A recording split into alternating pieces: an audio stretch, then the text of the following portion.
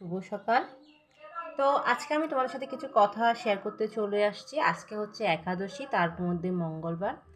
তো আমার একটা সমস্যা, সেটা হচ্ছে কি, আমার পূজা দেওয়ার সময় অনেক সময় লেগে যায়। তো অনেকে এটা নিয়ে অনেক সমালোচনা করে।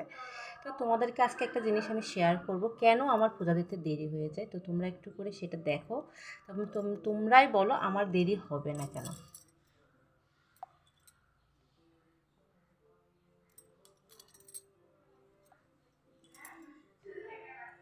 তো এই যে দেখো, আচ্ছা, ক্যামেরা অন হয় নাই।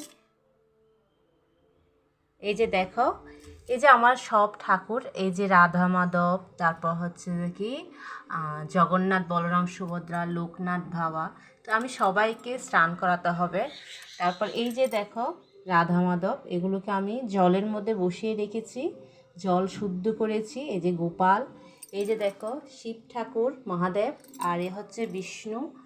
তার মধ্যে ছোটো ছোটো কতগুলো গোপাল আছে, রাধা মাধব আছে। তারপর আমি পূজা থেকে ছাদ থেকে ফুল নিয়ে আসছি। আমার পিছনে কিছু ফুল ছিল, সবগুলো পেরে ফুল নিয়ে আসছি, 2 ভাগ করে নিয়েছি। এগুলো হচ্ছে লক্ষ্মী ঠাকুর মাখালির জন্য একটা লাল ফুল, লাল জবা। আর এগুলো হচ্ছে আমার রাধা মাধব, গুরুদেব, সবার জন্য। এগুলো আমি চন্দন দিয়ে সবগুলো শুদ্ধ করে রেখেছি। এদিকে শুদ্ধ জলটাকেও শুদ্ধ করে নিয়েছি। আর এই দিকে আমি প্রদীপ আর ধূপ জ্বালিয়ে রেখেছি। তো আমার আয়োজনটা দেখো। তাহলে এটা এখনও আমি পূজার কাজের করার আগে আমি আয়োজন করে রেখেছি।